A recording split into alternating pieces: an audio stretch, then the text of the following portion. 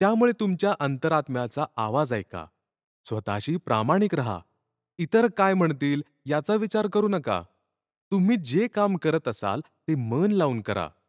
किंचितही आळस करू नका. उत्साहाने ते काम करा.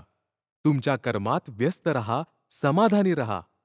त्याचं अपेक्षित फळ तुम्हाला नक्की मिळेल, किंबहुना अपेक्षेपेक्षा कितीतरी अधिक पटीने यश तुम्हाला भेटेल. बहुतेक जण अनेक गोष्टी एकाच वेळी पूर्ण करण्याच्या किंवा उरकून टाकण्याच्या मागे लागलेले असतात. तसं केल्याने कदाचित ते काम पूर्ण होईल किंवा तुमच्या घाईमुळे वेळेत संपेल, पण तुम्हाला त्या कृतीतून हवा तो आनंद मिळणार नाही. जरी झाला तरी तो क्षणिक असेल. तुमचे लक्ष विचलित असेल. म्हणून one by one he method follow करा. एक काम व्यवस्थित मनासारखं पूर्ण झाल्यानंतर दुसरे हातात घ्या. तुमच्या मनी संयम असू द्यात. असंच उगी करायचं म्हणून केलेलं किंवा अतिघाईत केलेलं काम हे बऱ्याचदा आपल्याला तितकं समाधान देत नाही. अशी सवय स्वतःच्या विकासात तसेच समाजाच्या किंवा राष्ट्राच्या प्रगतीत बाधा आणू शकते. जर तुम्ही तुमचे प्रयत्न एका वेळी एकाच कामात इन्व्हेस्ट केलात, तर तुमच्या हातात आलेलं किंवा तुमच्या हातून पूर्ण झालेलं ते काम आदर्श कृती ठरेल. त्याचं जगभरात कौतुक होईल. सर्वात महत्त्वाचे म्हणजे तुमचे अंतर्मन समाधानी राहील. सुरुवातीला जेव्हा तुम्ही एखादं नवं काम सुरू कराल, तेव्हा कदाचित समाजातून अथवा लोकांकडून त्याला विरोध होईल. कदाचित तुमची कल्पना, त्या कल्पनेला कृतीत उतरवण्याची पद्धत किंवा त्याचा हेतू बहुतेकांना पटत नसेल. ते त्याचा विरोध करतील. पण त्याने खचून जाऊ नका. तुम्ही फक्त आत्मविश्वासाने त्या तुमच्या कार्यात लीन व्हा आणि पुढचं पाऊल टाकत राहा. फक्त अविरत कर्म करण्यात मग्न रहा. तुमचा हेतू समाजहिताच्या बाजूने असल्यास तुम्ही सकारात्मक दृष्टिकोन ठेवून ते कर्म करत असाल तर नक्कीच त्यात विजय तुमचाच असेल, यात शंका नाही. स्वामी विवेकानंद म्हणतात, तुम्ही निवडलेल्या वाटेवर एकटे चालायला घाबरू नका. फक्त दुसरे काहीतरी म्हणतात किंवा बऱ्याच जणांना विरोध आहे म्हणून त्याचं ऐकून तुम्ही ती वाट सोडू नका. तुम्ही जर तुमच्या पसंतीची वाट सोडून किंवा तुमची स्वप्ने सोडून इतरांचे म्हणणे ऐकून दुसरीकडे वाट भरकटलात तर दोन्ही कामे पूर्ण होणार नाहीत. त्यामुळे एकदा स्वतःशी निवांत संवाद साधून स्वतःचं माइंड सेट करा, ते रिफ्रेश करा. त्यावेळी मात्र चित्त विचलित होऊ देऊ नका. तुमचा आतला आवाज ऐका. तुम्हाला नक्की योग्य दिशा सापडेल. त्यावर मार्गक्रमण करा. वाट खडतर आहे, कुणी सोबत नाही. रस्ता मोठा आहे, प्रवास अनोळखी आहे. आता तक्रारी स्वतःकडे किंवा इतर कुणाकडे करत बसू नका. त्याऐवजी ती सगळी ऊर्जा एकवटून तुमच्या ध्येयावर केंद्रित करा. त्यानंतर तुम्हाला इतर सगळे प्रश्न, सगळ्या तक्रारी गौण वाटतील आणि ध्येयाच्या दिशेने वाटचाल करताना मनामध्ये एक आनंदभाव निर्माण होईल. या प्रवासात तुम्हाला एकट्यानेच सुरुवात करावी लागेल. कुणाकडे सोबत राहण्याची, चालण्याची अपेक्षा करू नका अथवा अपेक्षा लादू नका. पण तुम्ही यशस्वी झाल्यानंतर सगळे तुमचे कौतुक करतील. ते तुमचा विजय उत्सव साजरा करण्यासाठी आपणहून सहभागी होतील. त्यामुळे लोकांची, समाजाची चिंता करण्याची काहीच गरज नाही. जर तुम्ही तुमचा प्रवास यशस्वीरित्या पार पाडलात किंवा तुम्हाला ध्येयप्राप्ती झाली, की तुम्ही नेतृत्व कराल. आणि जर का तुम्हाला अपयश आले, तर निराश होऊ नका. अपयश आल्याने तुमच्यासाठी रस्ते बंद झाले असं काही होत नसतं. उलट तुम्हाला मिळालेल्या अनुभवातून तुम्ही बरंच काही शिकू शकता, बोध घेऊ शकता. त्याच्या आधारे इतरांना योग्य मार्गदर्शन करू शकता. त्याचा तुम्हाला व दुसऱ्यांना एक प्रकारे फायदाच होईल. स्वामीजी म्हणतात, की फक्त आपल्या कर्मावर आपला पूर्ण विश्वास असावा. सातत्याने प्रामाणिक कर्म करत गेल्यास कशाचीही भीती बाळगण्याची गरज नाही. यश मिळेल की नाही याची सुद्धा तुम्ही काळजी करू नका. तुम्ही निवडलेल्या प्रवासाची वाट तुम्ही निर्मळ मनाने, आत्मविश्वासाने, ताण न घेता सर करत राहा. तुम्हाला ती वाट आवडू लागेल. तुम्ही इतके एकाग्र व्हाल की इतर कोणत्याच गोष्टीकडे तुमचे लक्ष आकर्षित होणार नाही.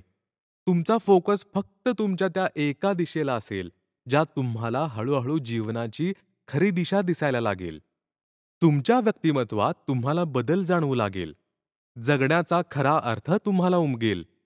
कोणत्याही नव्या गोष्टीचा प्रवास टप्प्याटप्प्याने पुढे जात असतो. पहिल्यांदा त्याला उपहासाचा सामना करावा लागतो. नंतर कष्टाची जोड द्यावी लागते. त्यात यश मिळाल्यानंतर त्याचा स्वीकार होतो. म्हणून सुरुवातीला येणाऱ्या खाचखळग्यांकडे दुर्लक्ष करावे. लक्ष फक्त स्वतःच्या वाटेवर व कर्मावर केंद्रित करावे. तर मित्रांनो, उगाच बरीच कामे, बऱ्याच गोष्टी एका वेळी घेऊन बसू नका. मग त्यातील कोणतेही काम व्यवस्थित पूर्ण होत नाही. त्यात वेळही जातो आणि ऊर्जासुद्धा. स्वामी विवेकानंदांनी एकाग्रतेचे महत्त्व यावरही त्यांचे विचार मांडले. ते स्वतः ध्यानी होते. त्यांनी सर्वांना ध्यानाचे महत्त्व सांगितले. एकाग्रतेसाठी ध्यान किंवा मेडिटेशन किती आवश्यक असते त्याचे महत्त्व सांगितले.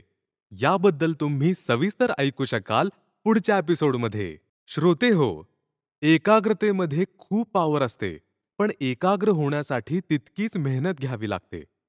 एकाग्रता सहज प्राप्त होत नाही, तर रोज त्यासाठी सराव करण्याची गरज असते. तेच आपण नेमाने करत नाही. तुम्ही निरीक्षण केलं तर आजकाल बऱ्याच बाबतीत स्थिरता जास्त दिसून येत नाही. जर आपण आपल्या दैनंदिन जीवनातील उदाहरण घेतलं, तर अशा कित्येक गोष्टी आहेत जे आपल्या एकाग्रतेमध्ये बाधा आणतात. त्याला आपल्या काही सवयी पण जबाबदार असतात. काही वेळा तर आपल्या अस्थिरतेबद्दल स्वतःलाच कल्पना नसते. तशी परिस्थिती का निर्माण होते? का आपण एकाग्र होऊ शकत नाही? कामात अडथळे का येतात? त्यापासून कसा स्वतःचा बचाव करायचा?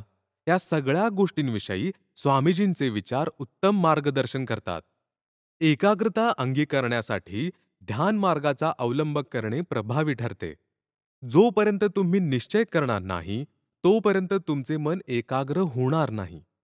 तुमचे मन सतत चंचल राहील किंवा कोणत्या ना कोणत्या छोट्या मोठ्या गोष्टींमुळे विचलित होत राहील. तर ध्यान तुम्ही कोणत्या पद्धतीने करू शकता? ध्यान अनेक प्रकारे करता येऊ शकते. ध्यान करण्याच्या प्रत्येकाच्या व्याख्या वेगवेगळ्या असू शकतात. कुणी देवाचे नामस्मरण करून, कुणी ओंकार म्हणून ध्यान करतात. त्याचप्रमाणे आपल्या श्वासावर लक्ष केंद्रित करून काही जण ध्यानास बसतात, तर काही जण एखादी वस्तू किंवा चित्र डोळ्यासमोर आणून त्यावर फोकस करून ध्यान करत असतात. अशा प्रकारचं ध्यान करणं, मौनात बसणं ही क्रिया मेडिटेशन या नावाने जास्त प्रचलित आहे. सकाळ संध्याकाळ 20 मिनिटे किंवा अर्ध्या तासाचं मेडिटेशन करण्याचे भरपूर फायदे आहेत. त्याने तुमची क्रियाशक्ती वाढते. तुम्ही जास्त ॲक्टिव्ह राहता.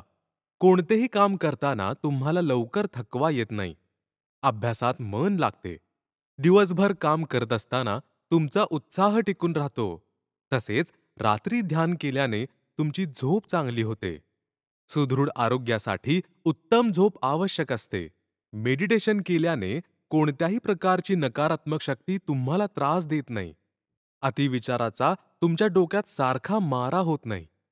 ध्यानामध्ये अशी ताकद असते जी आपल्या सर्जनशीलतेतही भर घालते. एक प्रकारचं न्यूट्रिशन देऊ करते, ज्यामुळे एखादे काम किंवा कृती आपण नेहमीपेक्षा जास्त क्रिएटिव्हली आणि उत्सुकतेने करू शकतो. आपण हातात घेतलेलं कोणतंही काम एकाग्रतेने करू शकणे, त्याला पूर्णपणे न्याय देऊ शकणे, ही एक खूप कौतुकाची बाब असते. तेव्हाच आपल्याला आपल्या कामाचे सार्थक झाल्याची पावती मिळत असते. छोटीशी गोष्ट असते, पण त्याकडे आपण दुर्लक्ष करतो.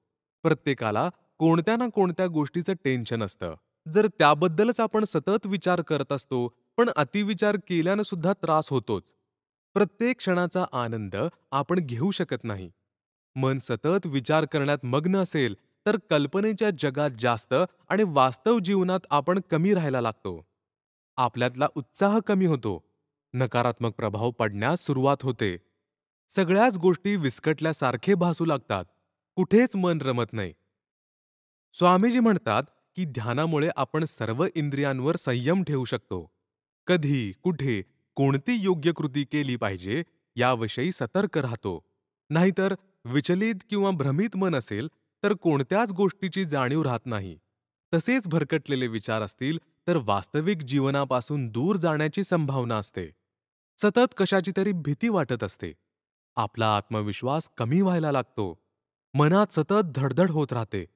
एखाद्या गोष्टीची गंभीरता आपल्याला वेळ निघून गेल्यावर लक्षात येते. मग अशा परिस्थितीत एकाग्रता टिकवून ठेवणे अतिशय गरजेचे असते. जेणेकरून त्यामुळे तुम्ही तुमच्या ध्येयाच्या जरा जवळ याल, किंबहुना तुम्हाला खऱ्या परिस्थितीची जाणीव होईल.